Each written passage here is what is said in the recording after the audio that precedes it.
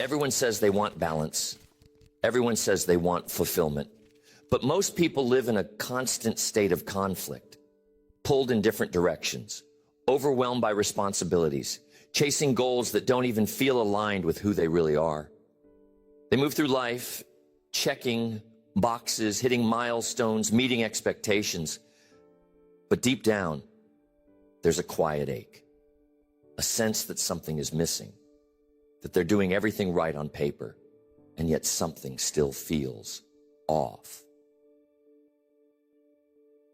Balance isn't about doing less. Fulfillment isn't about doing more. Both are about doing the right things, in the right order, for the right reasons. Most people are busy, not balanced. They're active, but not aligned. And they confuse movement with meaning. They confuse progress with peace. And because of that, they spend years in motion, but never really arrive anywhere.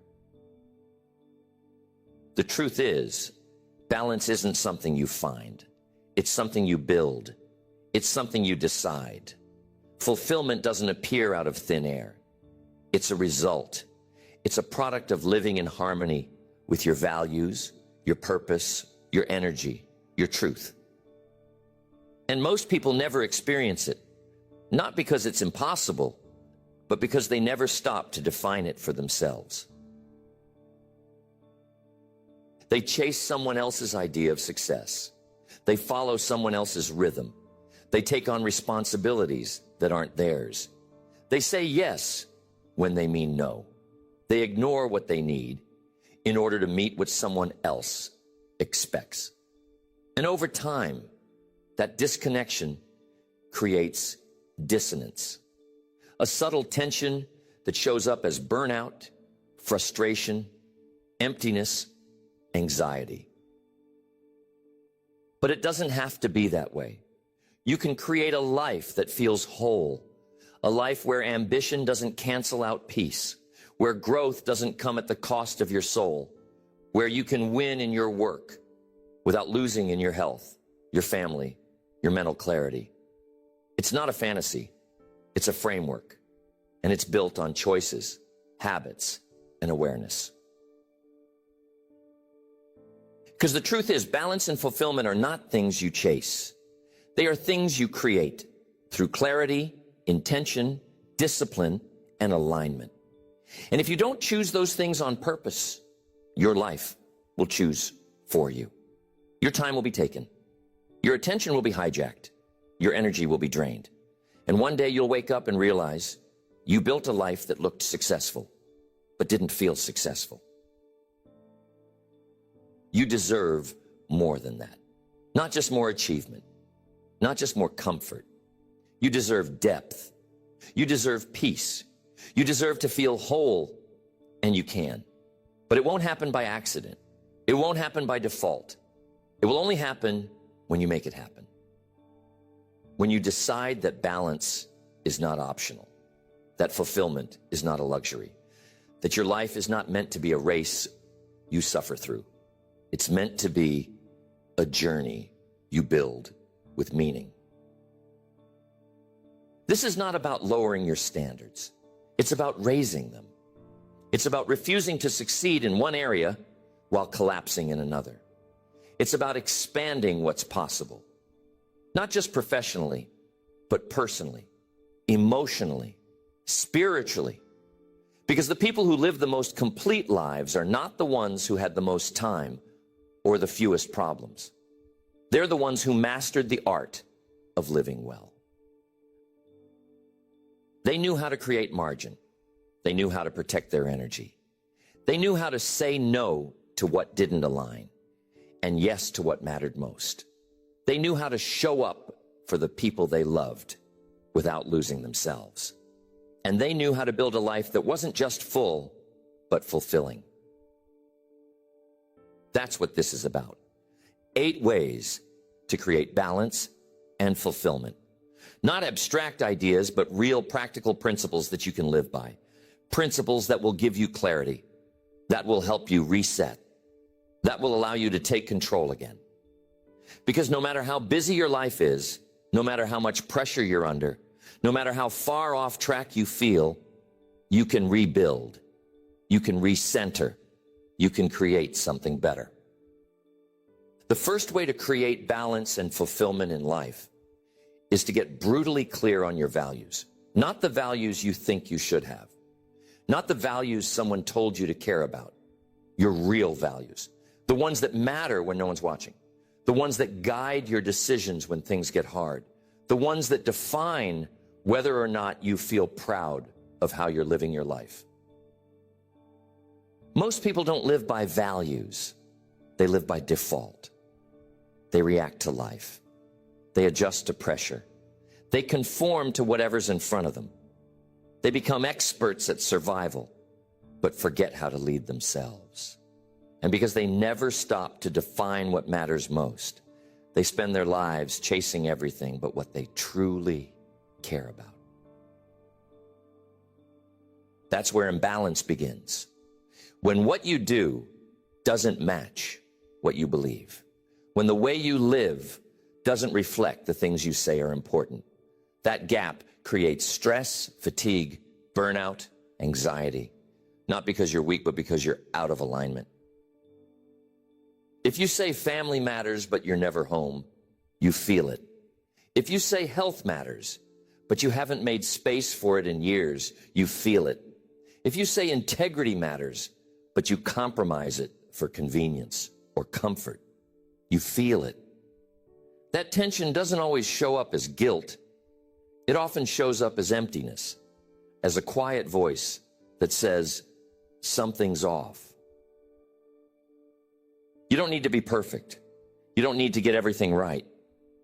But you do need to be honest. What do you actually value? What really matters to you? What are you building toward? Who are you trying to become? And do your choices reflect that? This is not a motivational exercise. It's a lifestyle audit. If you want balance, you have to build it on something solid. And values are your foundation. They're the compass that helps you say yes to what matters and no to what doesn't. They're the lens through which you make every important decision. Because the truth is, life is always going to pull at you. Work will always want more. People will always have expectations. Opportunities will always look tempting. But if you don't know your values deeply, clearly, unapologetically, you will be at the mercy of everything around you. And here's where it gets even more dangerous. When you don't live by your own values, you will start living by someone else's. You will inherit their priorities. You will absorb their pace. You will adopt their definition of success. And before long, you'll be living someone else's life. You can be achieving and still be miserable. You can be winning and still feel empty. Because fulfillment doesn't come from what you get.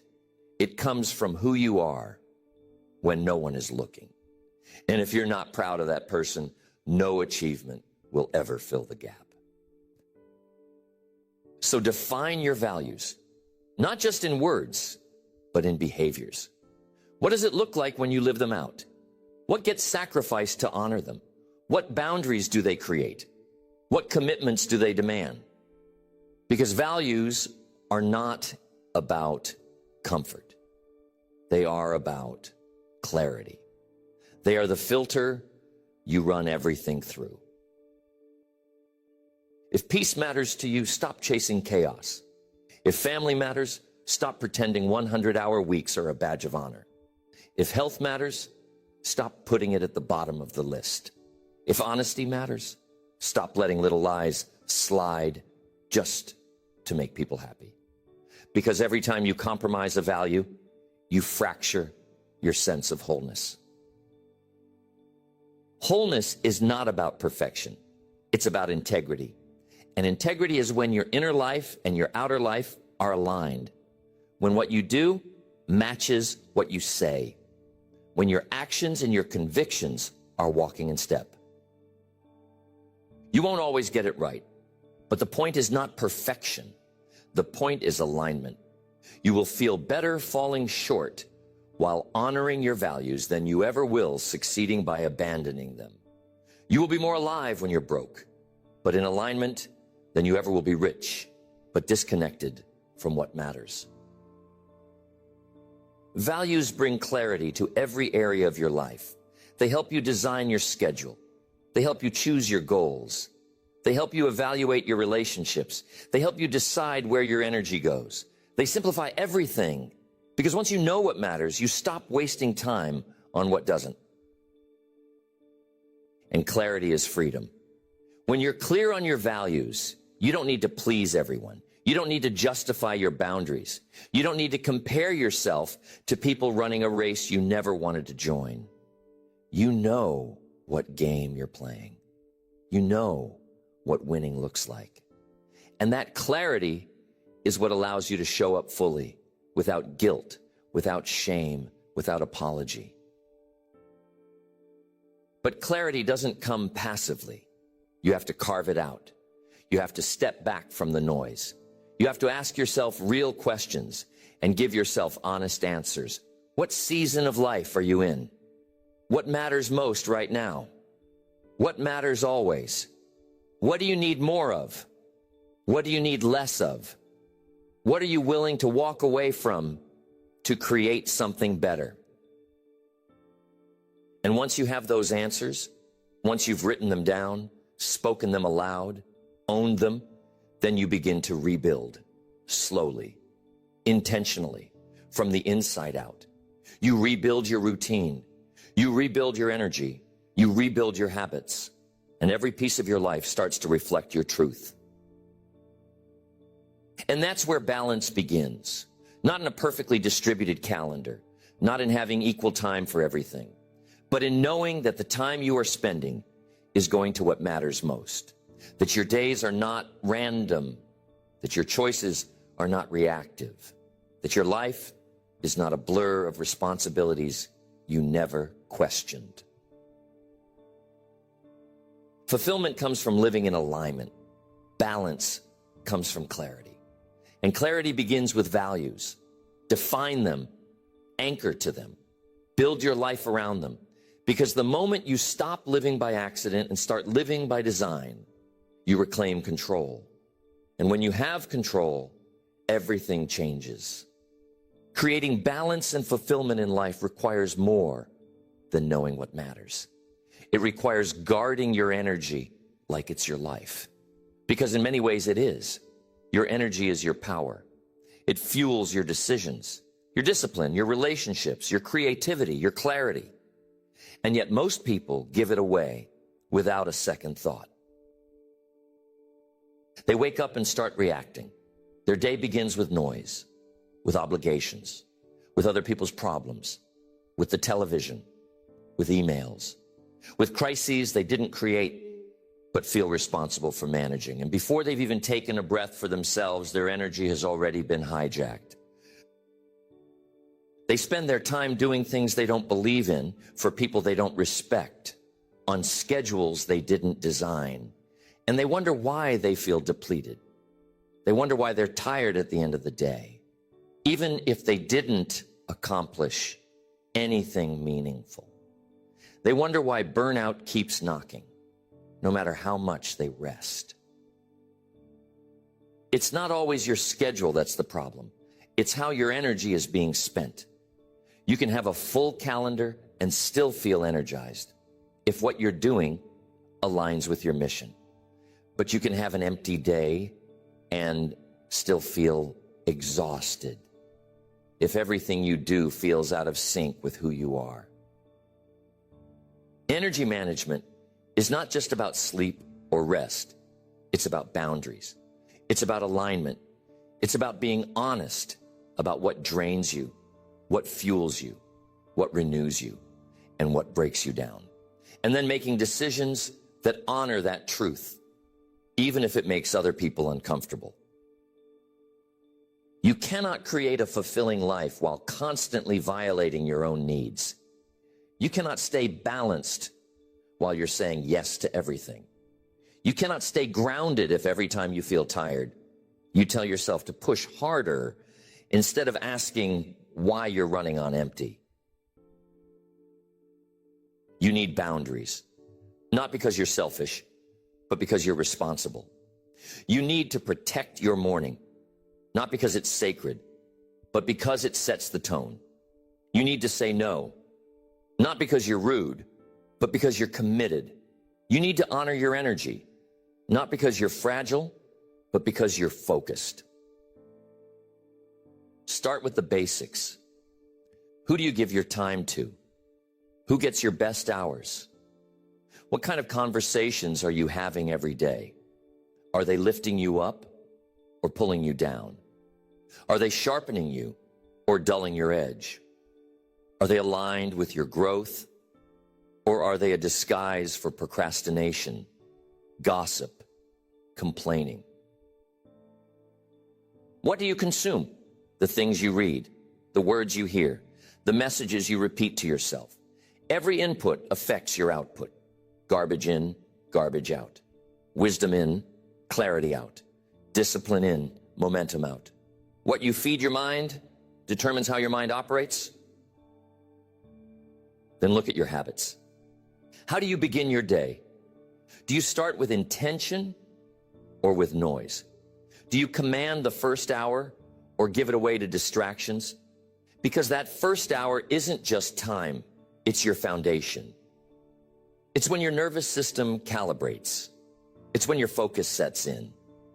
It's when you choose who you're going to be today. And if you give it away, if you give the first hour to stuff that doesn't matter, to emails, to other people's chaos, you are handing over the driver's seat. You're letting the world steer your day. And once you do that, balance becomes nearly impossible. You need rituals, anchors, moments in your day where you come back to center. Maybe it's movement. Maybe it's solitude. Maybe it's prayer. Maybe it's writing. Maybe it's breathing. But something that is yours. Something that no one can take. Something that reminds you that you are not just a task doer, a provider, a responder, but a human being with a soul, with rhythm, with limits, with a need for renewal.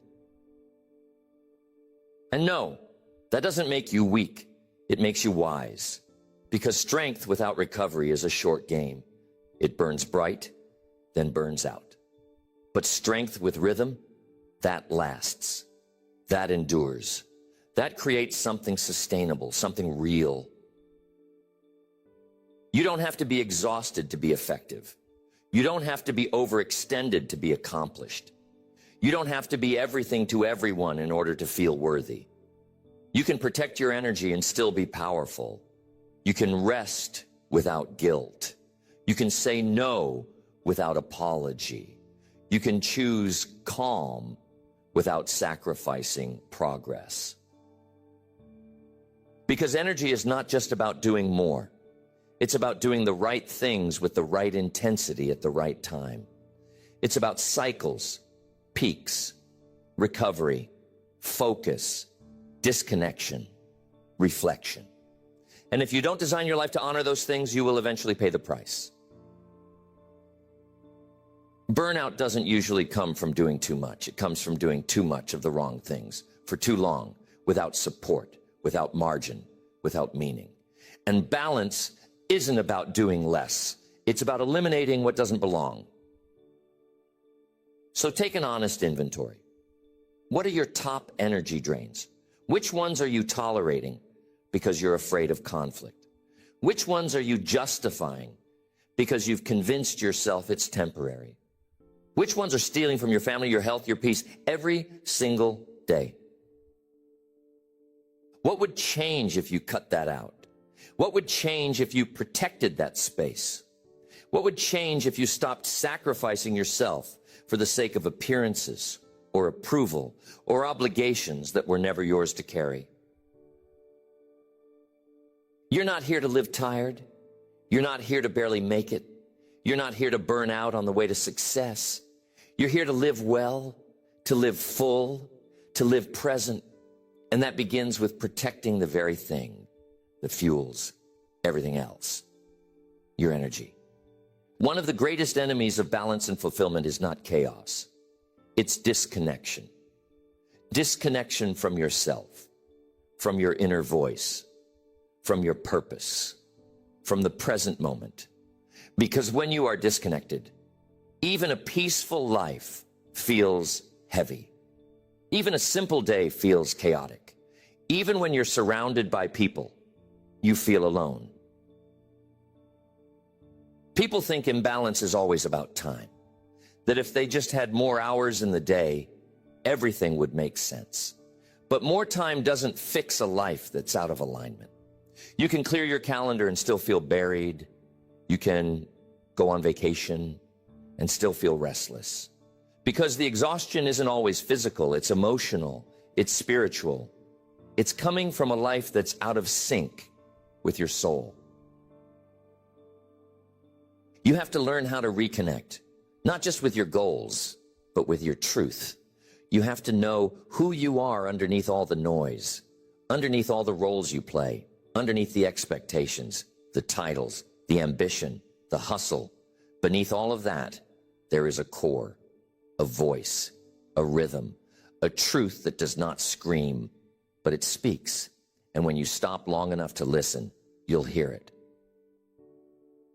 It's the part of you that knows when something feels off, even if you can't explain why. It's the part of you that knows when you're settling, when you're forcing, when you're pretending.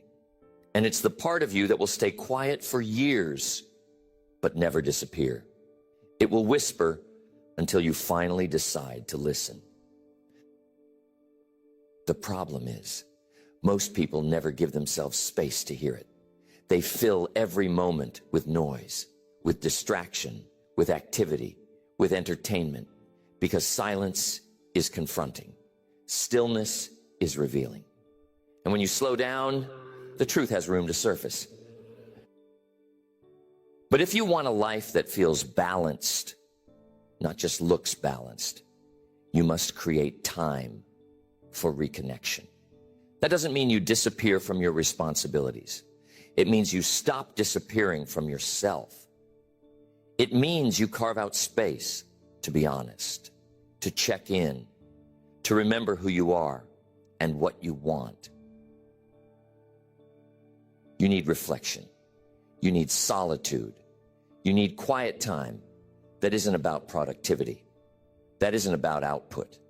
That's just about reconnection, about recalibrating your inner compass.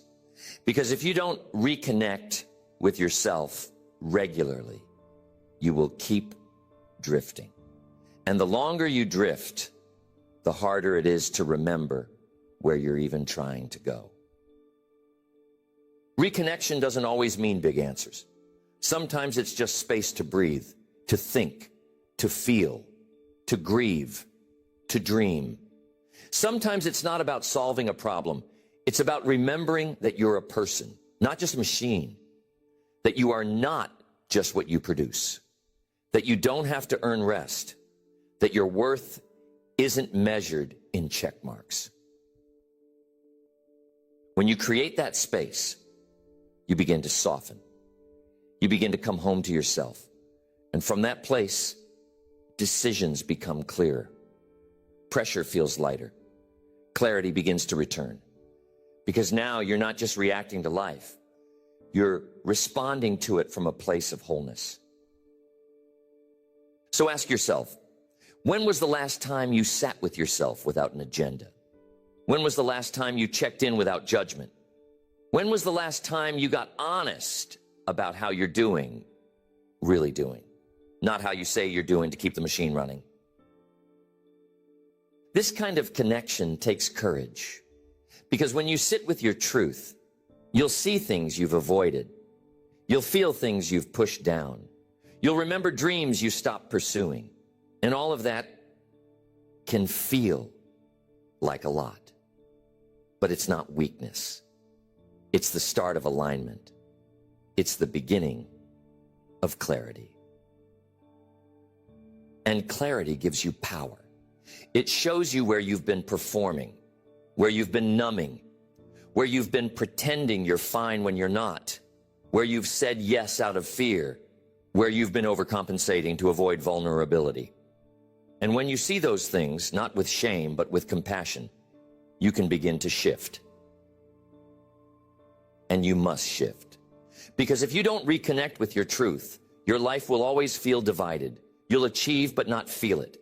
You'll succeed but not rest. You'll perform but not belong. Because your outer world will not match your inner world. And that dissonance will rob you of peace, no matter how perfect things look. So create space to listen again, not once.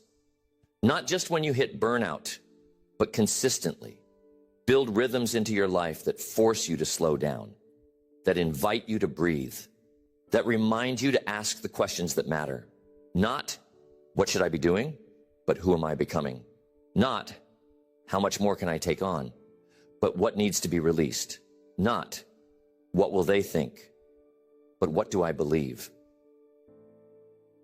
When you live from that place, your schedule might still be full, but your soul won't be frantic.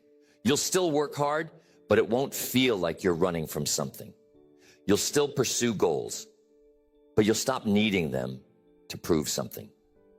Because now you're not disconnected, you're grounded.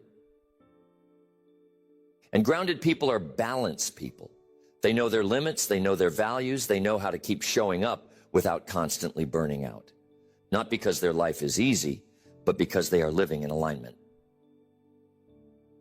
So pause, reconnect, get quiet, get honest, and from that still place, begin to rebuild your life, not from the outside in, but from the inside out. Creating balance and fulfillment isn't just about managing time, protecting energy, or reconnecting with your values. It's about embracing the truth that life is seasonal. And if you try to force every season to look the same, feel the same, or produce the same results, you will constantly feel behind. You will constantly feel like something is wrong when in reality nothing is broken. You're just expecting summer results in a winter season. Most people treat life like a machine, always on, always outputting, always producing, always accelerating. But life is not mechanical. It's cyclical. It has patterns, phases, ebbs and flows. And when you try to ignore that truth, you create imbalance. You grind when you should be resting. You force when you should be listening. You strive when you should be still. And in doing so, you wear yourself down. There will be seasons of intense work, of deep focus, of rapid growth. And those seasons matter. They build things. They move things forward. But there will also be seasons of reflection, of recalibration, of healing, of pruning. And those seasons matter just as much because they prepare you, they reset you, they strengthen you from within. But if you don't honor the season you're in, you will constantly judge yourself by the wrong metrics. You'll feel guilty for needing rest. You'll feel ashamed for slowing down. You'll compare your pace to people in a completely different season. And that comparison will rob you of peace, productivity, and perspective. Imagine judging the health of a tree in winter by whether it's producing fruit. You'd call it broken. You'd assume it's underperforming. But that tree isn't failing. It's preparing. It's drawing in. It's conserving. It's restoring. And if you cut it down because it didn't bloom fast enough, you'd be killing something that was never meant to bloom in that moment. You're the same. There are seasons when you won't feel motivated, not because you're lazy, but because your soul is asking for something different. There are seasons when your best looks different, not less, but different. There are seasons when growth is happening beneath the surface, quietly, invisibly, powerfully. But you won't know how to trust that unless you learn to listen. And listening means slowing down long enough to ask, what season am I in? What's being asked of me right now? Not by the world, but by the truth inside of me. Am I in a season of planting where I need to focus on the small habits? Am I in a season of harvesting, where I need to capitalize on the momentum I've built? Am I in a season of pruning, where things are being removed, even painfully, to make room for something better? Or am I in a season of rest, where my only job is to heal and prepare for what's next? None of those seasons are permanent, but all of them are necessary. If you skip a season, you'll feel it later. If you rush a season, you'll pay for it. If you shame yourself for being in a slow season, you'll suffocate your capacity to flourish in the next one. This doesn't mean you get to make excuses. It doesn't mean you stop showing up. It means you show up with wisdom. It means you give yourself permission to be human, to be cyclical, to shift, to evolve, to operate in rhythm, not pressure. Because rhythm builds resilience. When you honor your natural cycles, your nervous system can breathe again. Your creativity can return. Your health can recover. Your joy can find its way back. You stop living in constant urgency and start living with deep, grounded intention. Balance requires rhythm. Fulfillment requires flow. And neither of those are possible when you're trying to run at full speed in a season that was meant for slowing down. The question is not, how fast can I go? The question is, what's required of me in this season? You won't always have the answers, but if you stop long enough to listen, the season will teach you. It will reveal what needs your focus, what needs to be released, what needs to be nourished, what needs to be rebuilt. The wisdom is already inside of you. You just have to stop long enough to hear it. You're not meant to be in harvest mode forever. You're not meant to be in hustle mode forever. You're not failing when you slow down. You're not lazy when your body asks for more rest. You're not broken when your clarity disappears. Sometimes you're just in winter. Sometimes you're in the space between who you were and who you're becoming. And if you'll honor that space, not rush it, not numb it, not distract yourself through it, you'll come out of it stronger, clearer, more aligned.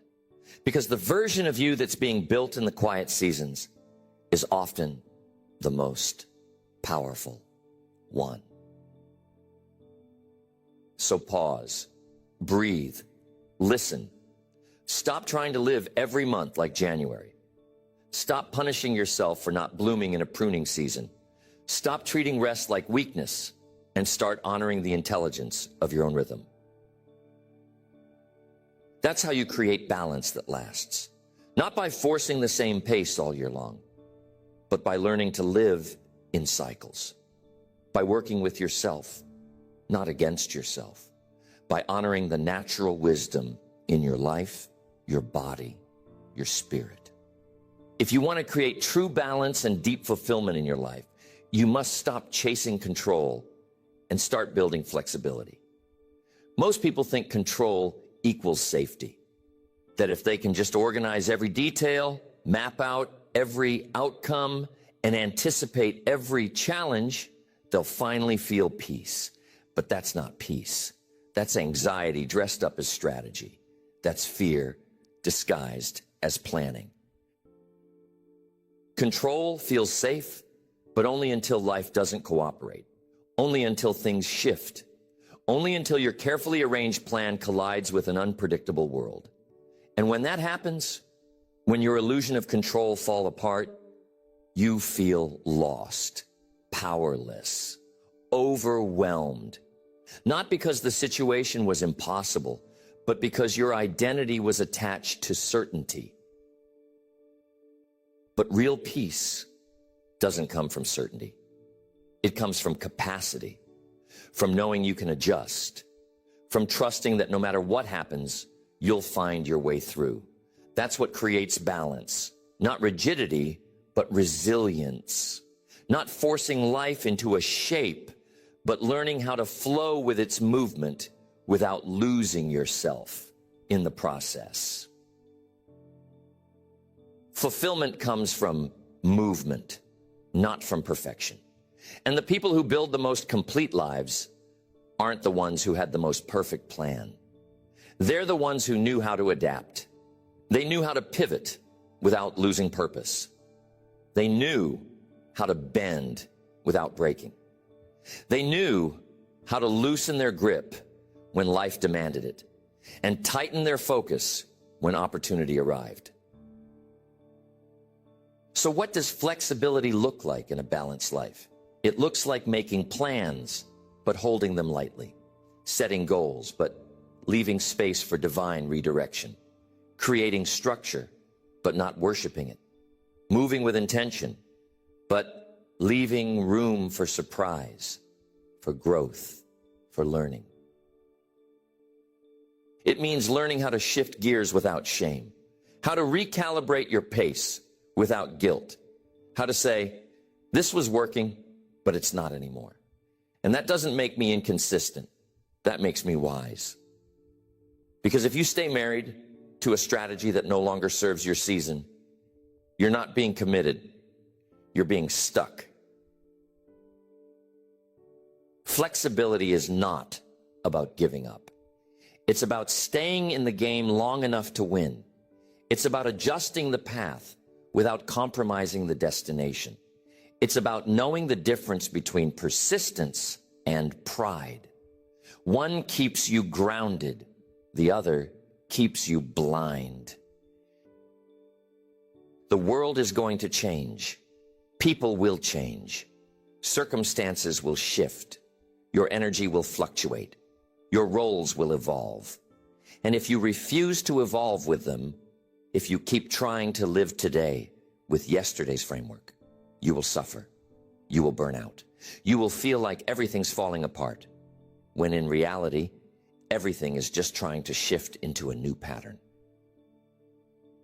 Flexibility doesn't mean chaos. It means flow. It means knowing your foundation is strong enough that you don't have to micromanage every detail. It means trusting your character more than your calendar, your mindset more than your minute-by-minute to-do list. It means letting go of outcomes that were never fully in your control. It means releasing timelines that no longer fit. It means reevaluating priorities that once served you, but no longer reflect the life you're creating now. Because growth will always ask you to release something familiar. And that's what most people resist. They cling to what used to work, to what used to feel safe, to what used to define them, even when it's no longer aligned, even when it's draining them, even when it's clearly holding them back. Because letting go feels like failure, when in truth, letting go is often the only way forward. The key is learning how to stay grounded while you shift, how to stay rooted in your values while allowing your strategy to evolve.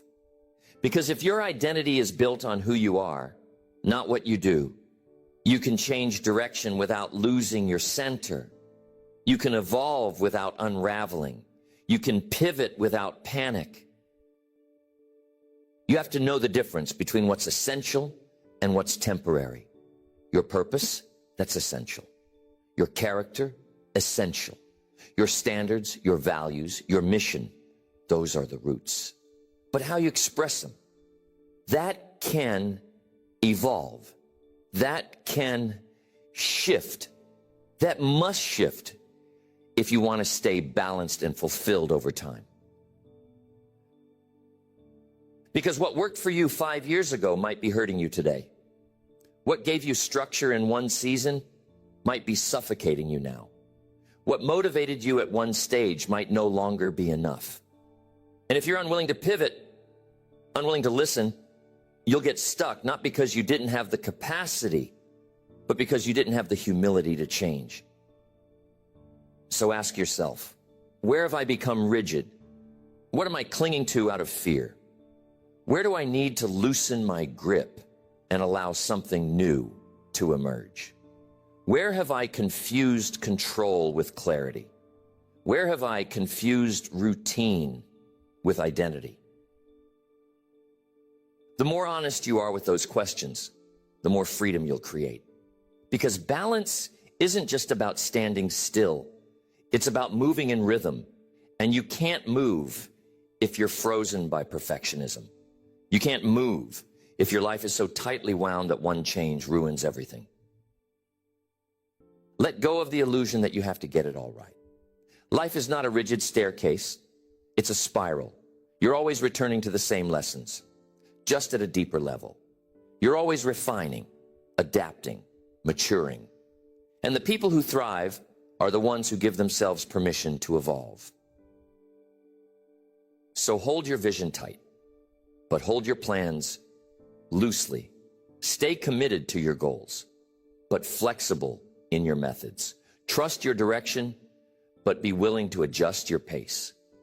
Because balance and fulfillment aren't found in controlling everything. They're found in trusting yourself enough to let go. Fulfillment doesn't just come from what you get. It comes from what you give. And balance isn't just about managing your life. It's about contributing to others in a way that deepens your sense of meaning. One of the most overlooked pathways to true fulfillment is service. Not the kind of service that drains you, not the kind of service that's rooted in obligation or guilt, but the kind that comes from overflow, from alignment, from purpose.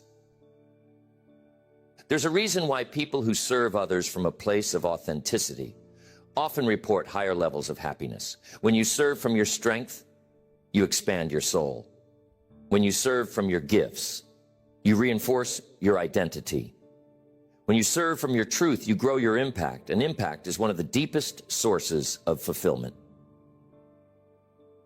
We were not built to live self-contained lives.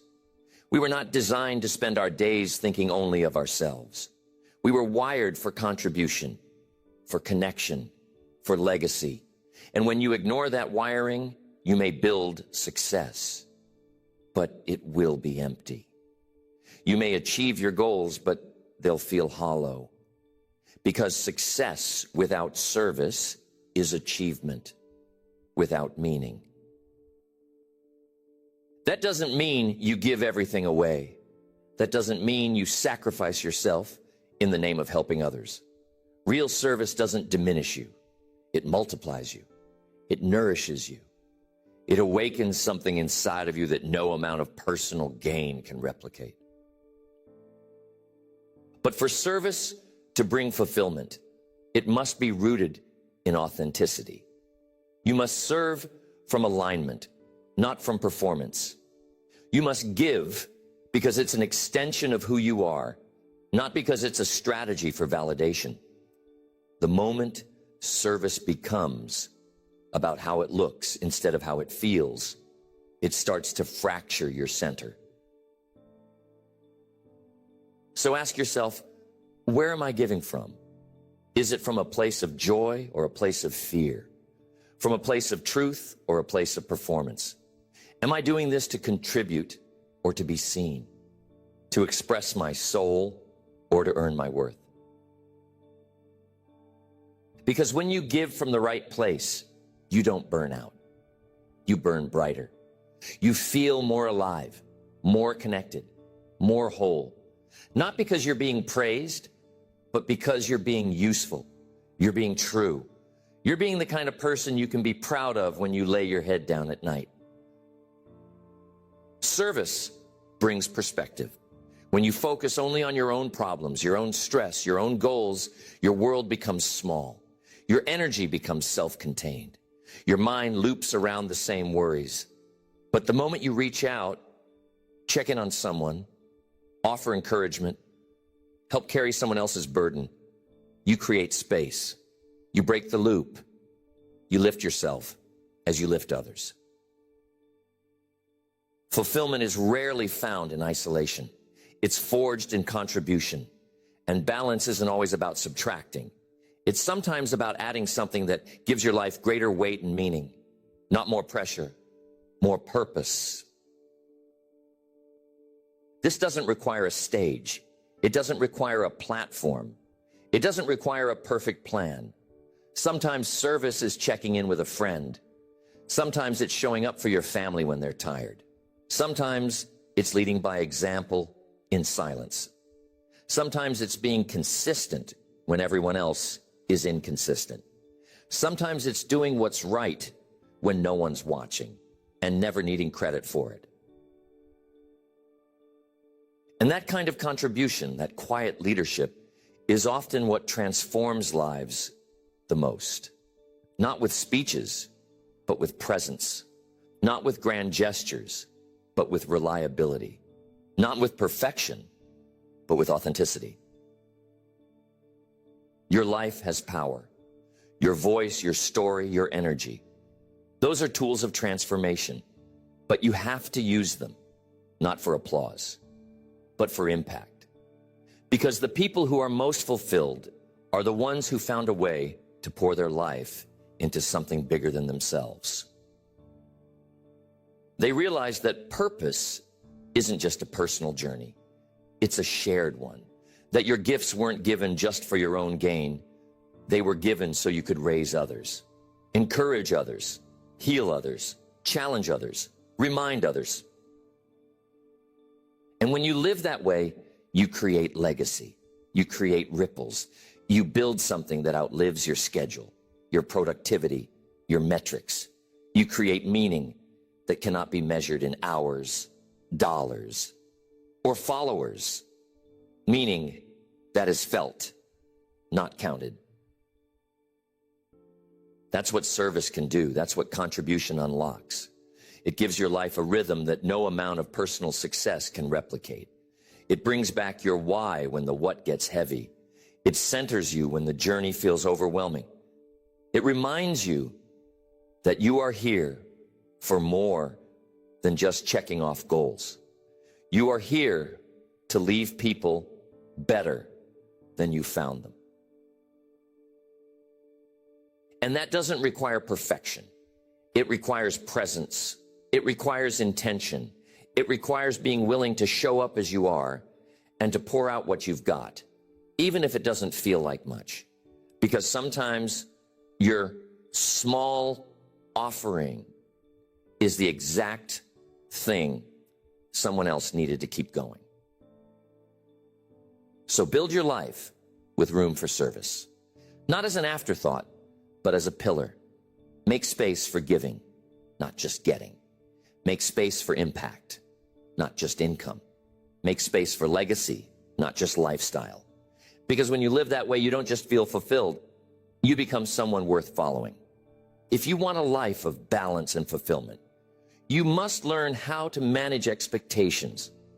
Not just the expectations others place on you, but the ones you place on yourself. Because expectations shape emotion.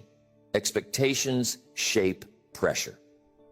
Expectations, if left unexamined, can turn your entire life into a constant state of disappointment, even when things are going well. Most people are exhausted not because life is too hard, but because their expectations are too rigid. They've built a picture in their mind of what things are supposed to look like. And anytime reality doesn't match it, they feel like they're failing. They feel behind. They feel broken. Not because anything is wrong, but because they expected something different. You expected your career to grow faster. You expected your marriage to feel easier. You expected your progress to be smoother. You expected to feel happier, more accomplished, more grounded by now. And because your life doesn't match that picture, you're suffering. Even if the reality you're living isn't bad, the gap between expectation and experience is creating pain. But what if the problem isn't the experience? What if the problem is the expectation? What if the thing making you feel behind isn't your pace, but your comparison? What if the pressure you feel isn't coming from your life, but from the story you're telling yourself about what your life is supposed to be? by now. This doesn't mean you stop having standards. It doesn't mean you stop aiming high. It means you start leading with perspective. It means you start holding your expectations loosely enough that they don't strangle your gratitude. Because when expectations become rigid, they rob you of presence. They keep you obsessed with what's missing. They blind you to what's working. They trap you in a mental loop of never enough. And there's no balance in that place. There's no fulfillment in that place. Because no matter how far you go, it's never far enough. No matter what you achieve, it's never impressive enough. No matter how much you grow, you're still behind in your own mind. If you want peace, you must separate progress from perfection. You must separate reality from fantasy. You must stop judging your journey by timelines that were never rooted in truth. Who told you you had to have it all figured out by now? Who told you that setbacks meant failure? Who told you that slow seasons meant you were off track? Sometimes your greatest breakthroughs are disguised as delays. Sometimes the detour is the development. Sometimes the waiting is the wisdom. And if you're so focused on getting to the destination, you'll miss the transformation that's happening on the way. Fulfillment is not found in everything going according to plan. Fulfillment is found in learning how to adjust your expectations without lowering your standards. In learning how to say, this isn't what I expected, but maybe it's what I needed. In learning how to stay open when life doesn't cooperate. In learning how to love the process, not just the payoff. And yes, that's hard, because we all want certainty. We all want progress to feel linear. We all want to feel like our effort is paying off in real time. But life doesn't work that way. Growth isn't clean. Success isn't a straight line. Healing isn't predictable. It's all messy. It's all uncomfortable. But it's also necessary. If you're always living under the weight of expectations that don't match reality, you'll never feel balanced. You'll never feel fulfilled, because your mind will be constantly fighting with the moment you're in. And the more you fight with the moment, the more disconnected you become from your life. So what do? You start questioning your expectations. You start asking, where did this come from? Is this rooted in truth or comparison? Does this reflect my values or someone else's timeline? Am I holding on to this because it inspires me or because I'm afraid to let it go? And then you start giving yourself grace. You start measuring your life not by perfection, but by alignment, not by speed, but by depth, not by external milestones, but by internal peace. You start realizing that it's okay for your journey to look different. It's okay for your progress to be unconventional. It's okay for your timeline to be yours. And when you do that, something incredible happens. You start feeling lighter, more present, more grateful. Not because everything suddenly got easier, but because you're no longer punishing yourself for things you were never meant to control. You start noticing what's working. You start celebrating small wins. You start giving yourself credit. You start enjoying the work, not just enduring it. And in that shift, you begin to build a kind of motivation that isn't rooted in lack, but in joy. A kind of discipline that isn't fueled by shame, but by vision. This is not about lowering your standards. It's about anchoring them in reality. It's about building your goals on a foundation that can carry your weight, not one that collapses every time life doesn't match your expectations. Balance comes from the freedom to change without falling apart. Fulfillment comes from the grace to evolve. without feeling behind. And both begin when you stop worshiping perfection and start honoring your path.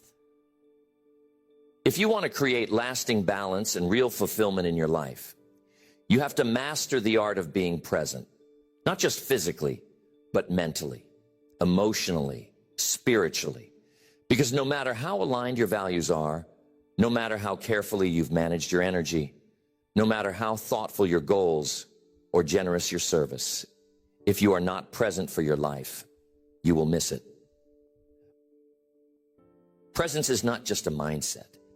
It's a discipline, a habit, a muscle that must be built, strengthened, and protected in a world that's designed to scatter your focus. Everywhere you turn, there's a distraction, a commercial, a headline, a demand for your attention. And without intention, you'll start reacting to life instead of living it. And when that happens, when your body is here but your mind is somewhere else, you disconnect from the very thing that creates joy. You disconnect from your senses, from your people, from your peace, from the small, sacred moments that make your life rich, even when they're quiet, even when they're simple. We think fulfillment is always a result of something big, something impressive. But so much of what fills you is small. The sound of laughter around the dinner table, the way your breath feels in the morning light, the quiet satisfaction of finishing something you said you would, the feeling of giving your full attention to someone who needed it, the peace of knowing you didn't rush through your day, you lived it. But most people miss those moments, not because they're not there, but because they're never still long enough to feel them. They're living in the past, replaying mistakes, regrets, conversations that already happened. Or they're rushing into the future, chasing goals, solving problems that haven't even arrived yet. And in that hurry, they lose the only place where life can actually be lived, here now. Being present is not about doing less. It's about doing what you're doing with your whole self. It's about slowing down enough to engage with the moment in front of you, not just as a means to an end, but as an experience to be felt, a memory to be built, a breath to be received. Presence isn't just about mindfulness. It's about integrity. Because if your body is with your family, but your mind is still at work, you're not fully there. If you're working on your goals, but distracted by doubt, fear, or the need to be somewhere else, you're not fully present. And you cannot build a fulfilling life out of half-hearted presence. We have to retrain ourselves to come back to this breath, back to this room, back to this moment. Because this moment is the only one that's real. The past is a memory. The future is a guess. The only thing you can actually influence, the only place where real power exists, is right here. Presence brings clarity. When you're here, you see more clearly. You listen more deeply. You feel more grounded. You make better decisions. You stop missing the life you're actually living. You stop running on autopilot. You stop numbing, checking out, drifting, and you start engaging. You start choosing. You start experiencing life as it's happening, not just documenting it, not just surviving it. So how do you build presence? You start by slowing down. You build pockets of stillness into your day. You take time to breathe without rushing. You remove noise from your life, not just digital, but emotional. You practice single tasking. You train your brain to stay with one thing at a time, even if it feels uncomfortable at first. You observe your thoughts without judging them. You ask, where is my mind right now? You gently bring it back, again and again. Not because you're doing it wrong, but because that return, that reset, is the practice. That's the growth. That's where you begin to reclaim your awareness. You practice gratitude, not just in lists, but in your attention. You notice the taste of your food, the way your feet feel on the floor, the sound of someone's voice you love, the quiet spaces between moments that used to feel empty, but are actually full of life when you slow down long enough to hear them. Presence means letting go of the need to rush, letting go of the compulsion to control, letting go of the belief that you have to do everything, be everywhere, fix everyone. It means trusting that who you are and where you are is enough for this moment, and that showing up fully is more powerful than showing up perfectly. Balance is built in the pauses. Fulfillment is found in the spaces between. And if you never stop moving, you will never feel them. You'll live your whole life in a hurry and wonder why you always feel behind. You'll race toward milestones and miss the miracle of the moment. Presence brings peace, not because it fixes everything, but because it reminds you that everything is happening now, and that now is where you have power. Power to choose, power to change, power to connect, power to feel. And when you start living from that place, not once in a while, but daily, you begin to build a different kind of life. A life that isn't just full, but fulfilled. A life that isn't just scheduled, but sacred. A life that's not waiting to be enjoyed someday, but is being savored today, right now, in this breath, in this step, in this quiet, ordinary, beautiful moment. You don't find balance, you build it. You don't stumble into fulfillment. You create it, day by day, choice by choice, habit by habit. And no one can do it for you. No one can design your life but you. No one else knows what your soul needs. No one else can define your peace. That's your job. That's your responsibility. That's your power. This world will keep pulling at you. It will keep asking for more. It will tell you that rest is laziness, that slowing down is weakness, that your worth is measured in productivity, that the only way to win is to burn yourself out for goals that aren't even yours. But you know better now. You know what actually matters.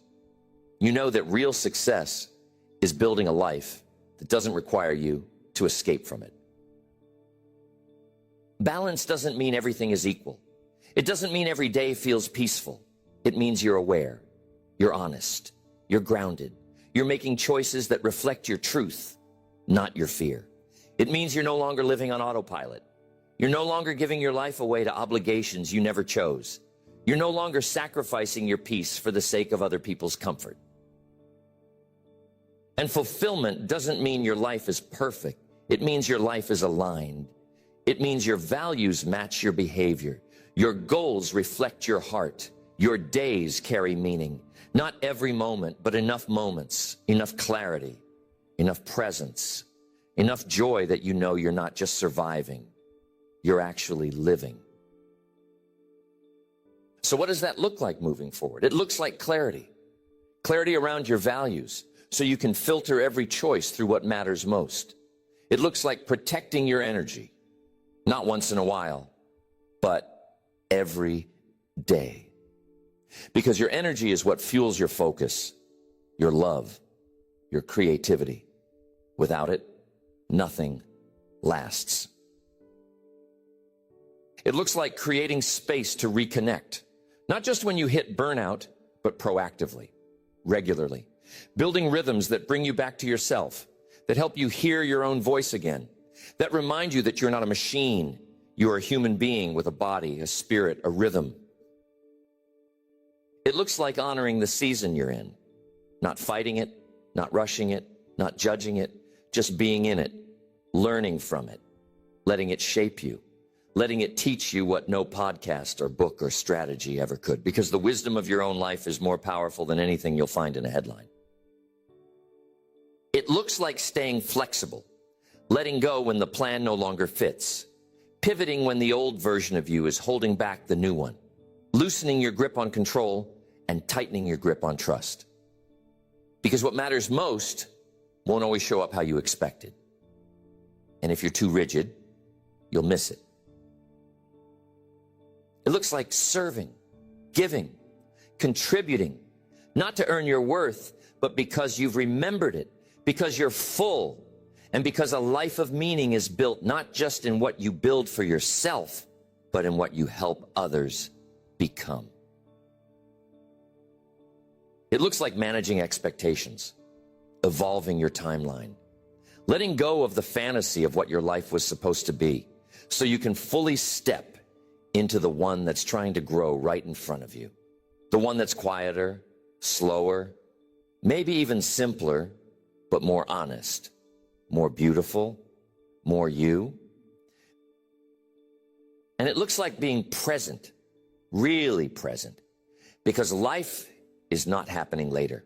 It's happening now, in your breath, in your decisions, in the time you have with the people you love, in the way you treat yourself when no one is watching. That's your real life, and it's worthy of your full attention. This is not a one-time shift. It's a daily return, a daily remembering, a daily decision to live well, not perfectly, but fully. Because at the end of the day, your peace is not found in how much you did. It's found in how well you lived. And when you look back, you won't remember the chaos you escaped. You'll remember the moments you were fully there. You were built for this kind of life, one with depth, one with meaning, one with balance, not because everything was easy, but because you chose to live in alignment, one with fulfillment, not because everything went according to plan, but because you chose to live it with intention.